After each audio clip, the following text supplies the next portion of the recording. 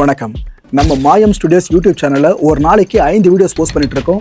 எல்லா வீடியோஸ்க்கான நோட்டிஃபிகேஷன் உங்களுக்கு வரணும்னாக்கா சேனலை சப்ஸ்கிரைப் பண்ணிட்டு கீழே ஒரு பெல் ஐகான் இருக்கும், ஆல் நோட்டிஃபிகேஷன், அதை கிளிக் பண்ணிடுங்க. அதை கிளிக் பண்ணா மட்டும்தான் நான் போடுற வீடியோஸ் ஒன்று நீங்க பார்க்க முடியும். அண்ட் மாயம் ஸ்டுடியோஸ் போலவே மாயம் பக்தி அண்ட் மாயம் லைஃப் ஸ்டைல் இந்த சேனல்ஸையும் சப்ஸ்கிரைப் பண்ணிடுங்க. சப்ஸ்கிரைப் பண்ணிட்டு மறக்காம பெல் ஐகானை கிளிக் பண்ணிடுங்க, ஆல் நோட்டிஃபிகேஷன் கொடுத்துருங்க. யூடியூபை தாண்டி அடுத்தடுத்த அப்டேட்ஸ் நீங்க தெரிஞ்சுக்கணும் அப்படின்னா நம்ம மாயம் ட்ரெண்ட்ஸ் ஃபேஸ்புக் பேஜை ஃபாலோ பண்ணிடுங்க. கூடவே மாயம் ஸ்டுடியோஸ் 9 என்ற இன்ஸ்டாகிராம் பேஜையும் ஃபாலோ பண்ணிக்கங்க. இது எல்லாத்துக்கான லிங்க்ஸையும் கீழே டிஸ்கிரிப்ஷன் பாக்ஸ்ல கொடுத்துருக்கேன். நன்றி. நீங்க இயல்பாவே நீங்க கண்ணை பார்த்து பேசினாலே 80% உங்களுக்கு மார்க் அடிச்சிடும். தன்வந்திரி தெய்வத்தை வணங்கினாலே எல்லா விஷயம் ஒன்றும் இல்லை, அந்த மூலிகை இப்படி பிடிச்சாலே உங்களுக்கு அந்த மைண்ட் ரீடிங் ஆக ஆரம்பிச்சிடும். இந்த மூலிகையில் என்ன நடக்கும்? ஒருத்தர் ஆழ்நிலையில் போயிட்டா அவங்க சப்கான்ஷியஸ் மைண்டில் இருக்கிறது எல்லாமே வளர ஆரம்பிச்சிடும். ஆட்டோ ரைட்டிங்னா செம்மையான விஷயம். நீங்கள் பார்த்துருப்பீங்க, நம்ம பூரா ஆட்டோ ரைட்டிங்னா என்னென்னு கேட்டிங்கன்னா ஹிப்னோட்டிசம் போட்டு நாங்கள் வந்து ஆட்டோ ஸ்பீச் போடுவோம். என்னென்னா ஒருத்தர் ஆழ்நிலையில் போயிட்டாங்கன்னா அது நாங்கள் எடுக்கிறது கிடையாது, சொல்லி ஒன்றா தருவோம், நீங்கள் தான் பயிற்சி பண்ணிடணும். என்னென்னு கேட்டிங்கன்னா ஒருத்தர் ஆழ்நிலையில் போயிட்டால் அவங்க சப்கான்ஷியஸ் மைண்டில் இருக்கிறது எல்லாமே வளர ஆரம்பிச்சிடுவாங்க. இதோட விஷயம்னு கேட்டிங்கன்னா எங்ககிட்டயே பார்த்தீங்கன்னா ஒரு ஐடி ஃபீல்டில் ஒரு நல்ல ஒரு பெரிய ப்ரொஃபஷனில் இருக்கிற ஆள், ப்ராஜெக்ட் மேனேஜர்னு நினைக்கிறேன் சார், என்கிட்ட வந்து படித்தார் சார், என்கிட்ட ஒரு விஷயம் கற்றுக்கணும், ஆட்டோ எங்கள் அப்பா இறந்துட்டவர் வந்து நான் வர வச்சு பேச முடியுமான்னு கேட்டார். ஆக்சுவலி இப்போ ஆட்டோ ரீடிங் தான் சொல்கிறேன், ஆனால் அதுக்கு ஆட்டோ ஸ்பீச்சை நான் முன்னாடி எடுத்து சொல்லிடுறேன். என்னென்னு கேட்டிங்கன்னா பண்ணலாமே அப்படின்னா சரி வாங்கன்னு சொன்னேன். சரி எனக்கு ஒன்றுமே தெரியாது ஹிப்னோட்டிசம் பற்றி, நான் ஒன்றுமே இல்லை, சும்மா வந்து படுங்க நான் பார்த்துக்கிறேன்னு. ஒரு நாள் போட்டேன், நல்லா டீப் ஸ்லீப் போச்சு, ஒன்றுமே கண்ட்ரோலுக்கு வரல. 2வது நாள் போட்டேன், சர்வசாதாரணமாக பேச ஆரம்பிச்சிட்டேன். அவங்க அப்பாவே வந்து என்ன ஒரு பிரச்சனைனா நான் எல்லாருமே அவங்கள்ட்ட சொல்லிட்டேன், நீங்கள் பேசுறது என்னன்ட்டு நாங்கள் சொல்லுவோம், வீடியோலாம் எடுத்து கொடுக்க மாட்டேன்ட்டோம். என்னன்னு கேட்டிங்கன்னா அவங்க அப்பா வந்து பார்த்தீங்கன்னா இயல்பாக எப்படி செத்தாருன்ட்டு அவரே சொல்ல ஆரம்பிச்சிட்டேன். இப்போ அந்த மாதிரி சொல்லிடுறாரு ஒருத்தர், ஆனால் சில பேர் வாயே திறக்க மாட்டாங்க. அப்போ அவங்க எப்படி எக்ஸ்ப்ளனேஷன் கொடுப்பாங்க? ஆட்டோ ரைட்டிங் தான் கொடுப்பாங்க. இந்த ஆட்டோ ரைட்டிங் எப்படின்னு கேட்டிங்கன்னா இப்போ நான் காட்டுறேன் பாருங்கள், இதுதான் ஆட்டோ ரைட்டிங். நீங்கள் ஆட்டோ ரைட்டிங்னு பார்த்தீங்கன்னா இதை பாருங்கள், இந்த எழுத்தில் பார்த்துக்கிட்டீங்களா, இதெல்லாம் கிறுக்கல்னு சொல்லுவாங்க. இது எப்படி எழுதுவான்னு கேட்டிங்கன்னா கண்கள் மூடி இருக்கும், சமாதி நிலையில் இருப்போம். இது ஒரு லெவலில் பார்ப்போம். அவங்க ஸ்பீச் கொடுக்க முடியலன்னா அவங்க கையில் ஒரு பேனா கொடுத்துருவோம், ஒரு நோட் புக் வச்சுட்டு அவங்க பாட்டு தூங்கிட்டு இருப்பாங்க, இப்படி கிறுக்கினே இருப்பாங்க, கிறுக்குவாங்க, என்னென்னோ வரும், விதவிதமாக செய்வாங்க. இந்த கிறுக்கல் எல்லாத்தையும் என்ன பண்ணுவோம், சேகரித்து உட்கார்ந்து ஒரு நாள் ஃபுல்லாக ரிசர்ச் பண்ணும், அப்புறம் தான் தெரிய ஆரம்பிக்கும் சில கிறுக்கல். இப்போ நீங்கள் வந்து ஜாப்பனீஸ் மொழி, சீன மொழியெலாம் வந்து பார்த்திங்கன்னா சித்திர வடிவு, எப்படி சித்திர வடிவுன்னா அந்த எழுத்து வடிவத்தை பற்றி இதான் கண்டுபிடிச்சிருவாங்க நமக்கு. இப்போ நம்ம தீயின்னு போடுறோம்ல, அப்போ என்ன நெருப்பு மாதிரியே இருக்கும் அந்த எழுத்து பார்த்தோன்னா, பூ மாதிரியே இருக்கும். இந்த ஒரு வார்த்தை நீர்னு இருக்குல்ல, அந்த மாதிரி ஒரு வார்த்தைங்க வடிவமான வார்த்தைங்க, இது மாதிரி சில வார்த்தைங்க வந்து மாட்டிக்கும். இந்த வார்த்தைங்களை நம்ம அனலைஸ் பண்ணோன்னா நம்ம நிறைய இதை ட்ரைனிங் பண்ண மட்டும் தான் ரீட் ஆக ஆரம்பிக்கும். இந்த மாதிரி ரீட் ஆக சொல்ல இதை யார் இதை கண்டுபிடிச்சா சார்னா நம்ம முன்னோர்களும் இப்படி தான் பண்ணாங்க. இப்போ நீங்கள் வந்து பார்த்தோன்னா புராண காலத்து கதைங்கள்லாம் யார் எப்படி எழுதியிருப்பா சொல்லுங்கள்? உதாரணத்துக்கு கவிஞர் கண்ணதாசை பற்றி நீங்கள் சொல்லியிருப்பீங்க, அவர் இரவல் தான் எழுதுவார், அவர் அன்கன்செஷன் இல்லாத எழுதிட்டு போயிடுவார். ஆனால் அதெல்லாம் ரொம்ப காவியங்களாக இருக்கும். எப்படின்னா ஆழ்நிலைக்கு ஒரு மனிதன் போக சொல்ல ஆட்டோ ரைட்டிங் தான், அது என்ன எழுதுன்னு தெரியாது. நீங்கள் பார்த்தீங்கன்னா பெரிய பெரிய மேதைங்களும் தலைவர்களும் நைட்டில் பார்த்தீங்கன்னா சீக்கிரமாக தூங்கவே மாட்டாங்க.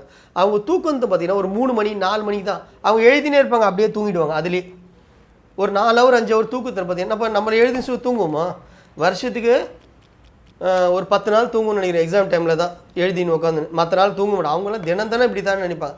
அப்போ என்னென்னா எப்படி எழுதானு தெரியும், மற்ற மனிதர்களுக்கும் அவங்களுக்கு வித்தியாசமாக இருக்கும். அந்த ஆழ்நிலை தூக்கத்தில் என்னென்னவோ எழுதினே வருவாங்க, ஆனால் காலையில் பார்த்தீங்கன்னா இதெல்லாம் நம்ம எழுதுதானே இருக்கும். அந்த மாதிரி எழுதுதான் பல காவியங்களை நம்ம முன்னோர்கள் வந்து பல காவியங்களை இப்படி எழுதுந்து தான். கண்ணில் பார்க்கலனா கூட தீர்க்கதரிசின்னு சொல்லுவாங்க பார்த்தீங்களா, தீர்க்கதரிசின்னு இது தான். கண்களால் கனவுகள் மூலியமாக ஒரு வந்துக்கினே இருக்கும், கற்பனை எழுதிக்கினே இருப்பாங்க. சில பேர் வந்து சொல்லிக்கினே இருப்பாங்க, சில பேர் எழுதிக்கினே இருப்பாங்க. அப்படி எழுதப்பட்ட காவியங்கள் தான் பல நம்ம முன்னோர்களோட பல காவியங்கள் அப்படி எழுதப்பட்டது தான். இதை வந்து நீங்கள் கூட கற்றுக்கலாம் இயல்பாகவே. இது சின்ன இதுக்குண்டான பயிற்சியும் கொடுக்குறோம். ஒரே விஷயம் தான், நோட்ஸ் தான் எல்லாமே. நான் நோட்ஸ் கொடுப்பேன். இதை நீங்கள் தினம் பயிற்சி பண்ணிங்கன்னா சர்வசாதாரணமாக எப்படின்னா கண்ணை மூடின்னு வச்சிங்கன்னா எப்பவுமே நீங்கள் தூங்க சொல்ல உங்கள் பக்கத்தில் ஒரு நோட் புக் ஒரு பேனா வச்சுக்கணும். இப்போ நானே ஒரு காலத்தில் என் கையில் இப்படி பேனாவை ஒட்டிப்பேன், நான் இப்படி ஒட்டி வச்சுருந்தா படுப்பேன் 2 கையிலையும். எதனா ஒன்று கிறுக்கி வச்சுக்கினே இருப்போம் நாங்கள். இப்படி இயல்பாக எனக்கே தெரியாது. காலையில் பார்த்தீங்கன்னா இதோட விஷயம் என்னென்னு கேட்டிங்கன்னா, சில சமயத்தில் நாங்கள் பைக்கில் போக சொல்லுவோம், காரில் போக சொல்லுவோம், எங்கள் அறியாதையே என்ன அலைகள் ஓடின்னு இருக்கும், என்ன எழுத்துனே தெரியாது, அதை உடனே மைண்ட் செட்டில் ஓடிக்கினே இருக்கும். அப்படியே எழுதி வைப்போம். கடைசியில் பார்த்தீங்கன்னா அது ஒரு மந்திரங்களாக இருக்கும். உதாரணத்துக்கு பார்த்தீங்கன்னா ஒரு நாள் என்ன பண்ண, ஒரு அமானுஷமான இடத்துக்கு போய் பயிற்சி பண்ண சொல்ல என் காதில் வந்து எனக்கு வந்து இஸ்லாத்து நண்பர்கள் இருக்கிறாங்க. இஸ்லாத்து மொழியே எனக்கு தெரியாது, எனக்கு சுத்தமாக தெரியாது. நம்மளுக்கு தெரிஞ்சதுலாம் என்ன, சலாம் அலைக்கும் சொல்லுவோம், மாலிக்கும் சலாம் சொல்லுவோம், இது மாதிரி தான் சொல்லிட்டு போவோம், அவ்வளோதான் நம்மளுக்கு தெரியும். நம்ம ஃப்ரெண்ட்ஸுங்க கூட அப்படி தான் இருப்போம். ஆனால் என் காதில் வந்து ஒரு நாள் ஒரு வார்த்தைங்க தெரிஞ்சுது. அந்த வார்த்தையை வந்து என்னால் மைண்ட் ரீடிங்கே பண்ண முடியல. ஏன்னா நம்ம இஸ்லாத்து மொழி டக்குன்னு மறந்துடுவோம், நம்மளுக்கு பரிச்சயமான மொழின்னு ஞாபகம் வச்சுப்போம். அல்ஃபா தான் என்னோடய வார்த்தைங்களை வந்து அல்ஃபா தான் விழுந்துச்சு. நான் என்ன பண்ணேன், கொஞ்சம் நேரம் கேட்டு அதை கேட்டு கம்முன்னு போயிட்டேன். திருப்பி மைண்ட் ரீடிங்கில் எடுக்கிறேன், என்ன வார்த்தை நமக்கு வந்துச்சு என்னென்னு பார்க்குறேன், சுத்தமாக ஞாபகமே இல்லை. ஆனால் ஒரு நாள் திருப்பியும் போய் அதேமாதிரி மைண்ட் செட்டில் அங்கே இருக்கிற மாதிரியே இன்னொரு இடத்துல போய் ட்ரைனிங் பண்ணுறேன். டக்குன்னு வந்துச்சு எனக்கு. அல்ஃபா தான் வந்தோடனே எழுதி வச்சுட்டேன். இந்த அல்ஃபாதான்ற வார்த்தையை நான் நிறைய பேர்கிட்ட கேட்குறேன், ஒருத்தொருத்தும் விதவிதமாக சொல்கிறாங்க. உங்களுக்கு தெரிஞ்சால் நீங்கள் கூட சொல்லுங்கள் அல்ஃபாதான். வெற்றின்னு நினைக்கிறேன், வெற்றியாளன்னு நினைக்கிறேன் அல்ஃபாதான்ட்டு. அதுக்கப்புறம் வந்து நான் ரிசர்ச் பண்ண ஆரம்பித்தேன். இது எங்கேருந்து வருது பார்த்தீங்கன்னா, இஸ்லாத்தில் வந்து 99 வசனங்கள் நினைக்கிறேன். இந்த அல்லாவோட நாமம் 99 நாமம், 99 98 தெரியல, இது தப்பாக எடுத்துக்காதீங்க. இதுங்களை ஒரு நாள் வந்து தற்செயலாக நான் போட்டு பார்க்க சொல்லி இதில் இந்த வார்த்தை இருந்து அல்ஃபாதான், வெற்றியாளன். இந்த மாதிரி உங்களுக்கும் காதுகளில் வந்து செவிகளை வர சொல்ல நோட்ஸ் எடுக்க ஆரம்பிச்சிடும். இந்த மாதிரி மைண்ட் ரீடிங்கு இது ஈஸியாக சர்வசாதாரணமாக வர ஆரம்பிச்சிடும். இது வந்து சில பேர் பேசிக்கினே கூட இருப்பாங்க, அதெல்லாம் கூட செம்மையாக இருக்கும். ஆனால் நம்மளுக்கு தான் அதை புரிஞ்சிக்கூட தன்மை வராது. இது மாதிரி விஷயத்தில் ஆட்டோ ரீடிங், இப்போ அந்த அன்றைக்கி தந்த விஷயத்த ஆட்டோ ரீடிங் பண்ணிட்டேன் நான். இது சில சமயத்தில் நம்ம முன்னோர்களோட சூடுகள் நம்ம உள்ளே இருந்ததுன்னா ஆட்டோ ரீடிங்கு தமிழ் மொழியே வித்தியாசமாக இருக்கும். ஏன்னா நம்ம வந்து ஒரு 100-150 வருஷத்துக்கு முன்னாடி இப்போ எதிர தமிழ் மொழியே கிடையாது. அந்த தமிழே இந்த கல்வெட்டில் போனால் இருக்கும், தனித்தனியாக இருக்கும், சேர்த்து எழுதுகிற மாதிரி இருக்கும், வித்தியாசமாக இருக்க ஆரம்பித்தோம். வடிவமாக இப்போ இருக்கும், செதுக்கி வச்ச மாதிரி இருக்கும். இப்போ எழுதுகிற மாதிரி தமிழில் அழகாக இருக்காது. அப்போ அந்த மாதிரி எழுத்துலாம் கூட எனக்கு வர ஆரம்பிச்சிடும். அப்புறம் தான் அதெல்லாம் நாங்கள் படிக்க ஆரம்பித்தோன்னே பார்த்தீங்கன்னா தான் அதை நீங்கள் ஆட்டோ ரைட்டிங் எடுத்திங்கனாலே உங்களுக்கு இதெல்லாம் படிக்கணும். புராண காலத்து எங்கள் கல்வெட்டுங்களை எல்லாமே நீங்கள் நிறைய பயிற்சி பண்ணால் அதுவே உங்கள் கண்ணுக்கு வந்து மாட்டோம். உங்கள் கண்ணுக்குள்ளே வந்து என்ன பண்ணோம், இதெல்லாம் படிக்கிற மாரி நம்மளுக்கு ஒரு புக்கு கிடைக்கும், ஒரு நபர் கிடைப்பாங்க, சர்வசாதாரணமாக நாங்களே பண்ணுவோம், ஒரு யூடியூப் சேனல் கிடைக்கும். இப்போ நம்ம சொல்கிற மாதிரி மாயின் ஸ்டூடியோலாம் நீங்கள் பார்த்தீங்கன்னு வச்சிங்க, நீங்கள் வேறு போய் பயிற்சி பண்ணவே தேவையில்லை. அதை பார்த்தாலே உங்களுக்கு இயல்பாகவே உங்களை என்ன பண்ணுவாங்க, இயல்பாகவே உங்களை ப்ரமோட் பண்ண ஆரம்பிச்சிடுவாங்க. ஆமாம், ஒரு பொழுதும் வந்து சோஷியல் மீடியா உங்களை கெடுதலுக்கே எடுத்துன்னு போகாது. நீங்கள் அதெல்லாம் நீ கஷ்டப்பட்டு ஒரு புக்கை படிக்கிறதுக்கு பதிலாக ஒரு ஹெட்ஃபோனை காதில் போட்டு இன்னொரு வேலையை பார்த்தாலே சர்வசாதாரணமாக ஒரு விஷயத்த கற்றுக்கலாம்.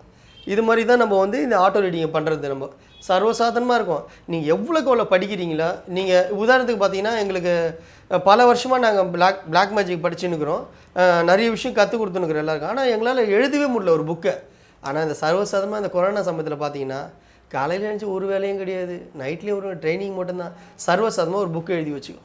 கிட்டத்தட்ட வந்து பார்த்தீங்கன்னா ஒரு 100-150 பேஜுக்கு மேலே இருக்கும். திருப்பி அந்த புக்கை பப்ளிஷ் நாங்கள் பண்ணுறதுக்கு கரெக்ஷன் பண்ணி பண்ணுறதுக்கே 2 இயர்ஸ் ஆச்சு. அப்போ யோசிச்சு பாருங்கள் எவ்வளோ ஒரு விஷயத்தை நடக்குது. நம்ம பண்ணுற பயிற்சி சரியான பயிற்சி, தகுந்த பயிற்சி இருந்தால் உங்களை கரெக்டான வழி நடத்தும். நீங்கள் எந்த வித பக்க விளைவுகளையும் அதுக்கு தேவையில்லை, இன்வெஸ்ட்மெண்ட்டே தேவை கிடையாது. ஏன்னா இன்வெஸ்ட்மெண்ட்டே உங்களோட எண்ண அலைகளும் உங்களோட நேரம் ஒதுக்கீடு மட்டும்தான்.